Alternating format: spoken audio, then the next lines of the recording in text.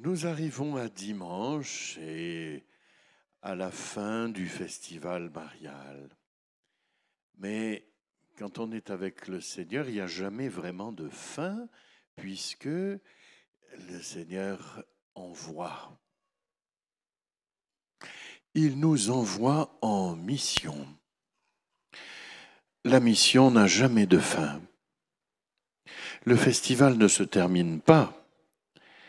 Il se poursuit, mais autrement. Alors, chers amis, nous allons rentrer chez nous, peut-être pour suivre les congés. Alors, qu'est-ce qu'il faut faire ? On peut écouter les chants de l'Alliance mariale, réécouter les enseignements. Mais ce qu'il faut d'abord, et ce festival avait vraiment cela pour but, que nous soyons toujours plus enracinés dans le baptême que nous avons reçu. Cette petite graine de grâce sanctifiante qui peut exploser de vie d'un moment à l'autre. Dans l'évangile d'aujourd'hui, Jésus reprend plusieurs images, mais j'aime bien cette image de la graine de moutarde. Quand j'étais petit, c'était il y a longtemps, la moutarde à l'ancienne n'existait pas. On a inventé ça après, formidable. Alors nous, on ne savait pas à quoi ça ressemblait une graine de moutarde. Mais depuis que la moutarde ancienne a existé, et maintenant, vive la modernité, la moutarde à l'ancienne existe. Nous savons à quoi ressemble une graine de moutarde. Eh bien, c'est pas gros. Et Jésus, avec une graine de moutarde, peut faire pousser la plus grande des plantes potagères pour que les oiseaux du ciel y fassent leur nid. Chers amis, bien sûr, c'est le Seigneur qui donne la croissance. Mais il s'agit pour nous, et pendant ces quelques jours, il s'est agi de bien labourer le terrain, de le dépierrer, de le préparer à accueillir la semence du royaume. Le Seigneur fera grandir ce qu'il a semé. Mais il faut d'abord que cette semence tombe dans la bonne terre. Il y a toujours un peu de bonne terre chez nous, Mais enfin, il y a un coin de cailloux, il y a un coin de ronces, il y a un coin de tout ce que vous voulez. Nous sommes des êtres partagés. L'enjeu, c'est que le plus de terrain intérieur possible soit labouré pour que la semence du royaume puisse vraiment porter du fruit. Chers amis, le Seigneur ne nous demande jamais quelque chose sans nous donner les moyens qui vont avec.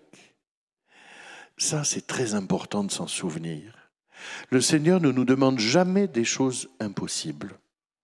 Si c'est lui qui nous le demande, il nous le demande en nous donnant les moyens d'y arriver. Nous ne devons jamais nous décourager. Oui, nous sommes pécheurs, nous nous sommes bien confessés, nous avons pris la ferme résolution. Mais on sait très bien qu'on va se confesser le mois prochain ou dans 3 mois. Ne nous laissons jamais décourager par nos échecs, par nos pauvretés, par ces blessures récurrentes qui se rouvrent tout le temps. Le Seigneur ne nous demande jamais quelque chose sans nous donner les moyens correspondants. Alors si le Seigneur nous envoie en mission, il nous donne la foi qui nous permet de pénétrer dans les entrailles de Dieu. Il nous donne la puissance de l'espérance. Vous vous souvenez, l'espérance n'est pas un rêve, c'est un roc. L'espérance est certaine. L'espérance est puissante. Elle est le moteur de toute notre vie chrétienne. Et si tous les éléments du monde luttent contre l'espérance, c'est bien parce que c'est là que se trouve le point névralgique du dynamisme de l'évangélisation. C'est parce que notre espérance est certaine qu'elle est attaquée, qu'elle est fragilisée. Cultivons l'espérance, cultivons-la, appuyez sur la foi. Le Seigneur est notre avenir. Le Seigneur nous donne la foi, il nous donne l'espérance. Mais la foi, un jour, dans le face-à-face, nous n'en aurons plus besoin. Nous serons devant Dieu. L'espérance, un jour, elle ne sera plus nécessaire puisque nous verrons Dieu tel qu'il est. Par contre, la charité, qui est ce troisième et merveilleux don du baptême, la charité, elle s'épanouira pleinement dans la vision face à face avec Dieu. Si bien que la charité, l'amour que je cultive sur cette terre, il est déjà l'amour du ciel. C'est magnifique, vous savez, de se dire que tout ce qui est de l'amour a une dimension d'éternité. Ce qui n'est pas le cas pour la foi ou pour l'espérance. Et c'est pour ça qu'au dernier jour, nous serons jugés sur l'amour, dit saint Jean de la Croix. Parce que l'amour, c'est déjà le goût de l'éternité. Benoît a vécu sa mission ici même, où vous êtes resté quelques jours.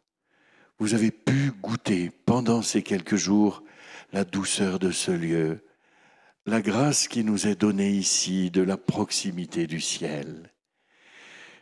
Dans ce lieu, Benoît a vécu sa mission de baptiser. Elle n'était pas religieuse, elle était encore moins prêtre ou évêque. Elle était une laïque comme vous, toute brûlante d'amour pour le Seigneur et poussée par l'amour, parce qu'elle ne supportait pas que les baptisés vivent ou vivotent dans leur baptême.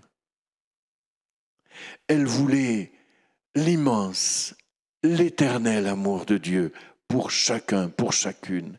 Et sa mission de laïque, ça a été d'accompagner les pèlerins jusqu'au confessionnal pour goûter à la joie du pardon, qui est la manifestation suprême de l'amour. Benoît a été missionnaire et missionnaire de la réconciliation.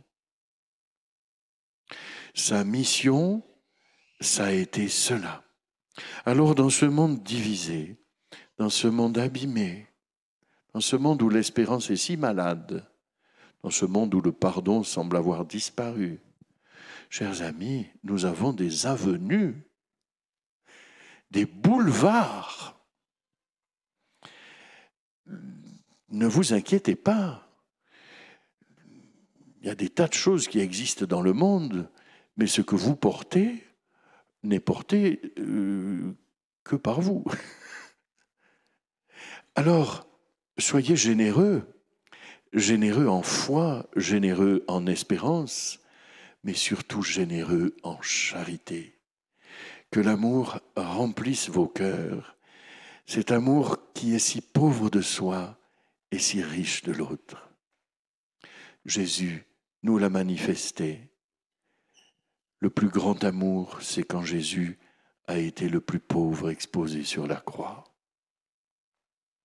Alors, chers amis, n'ayez pas peur des croix, n'ayez pas peur des épreuves, n'ayez pas peur des difficultés. C'est le chemin du plus grand amour. Jésus l'a inauguré et il mène à la résurrection, il mène à la vie, il mène à une vie nouvelle. Vous partez en mission, en missionnaire, j'ose pas dire de la charité parce que le truc est déjà trouvé par une congrégation, mais vous partez en missionnaire de l'amour évangélique. C'est lui qui portera du fruit. C'est lui qui fera de cette petite graine, de cet amour théologal reçu au baptême, va transformer la petite graine de moutarde que vous êtes en une magnifique plante potagère. Et l'année prochaine, il n'y aura plus une chaise au Festival Marial parce que tous les oiseaux du ciel seront venus faire leur nid dans les branches qui auront poussé. À vous tous, une très belle année avec Marie dans la joie d'aimer. Et merci pour votre engagement, votre présence et la joie que vous avez apportée les uns aux autres. C'est le plus beau cadeau que vous ayez pu recevoir. Bonne journée à tous.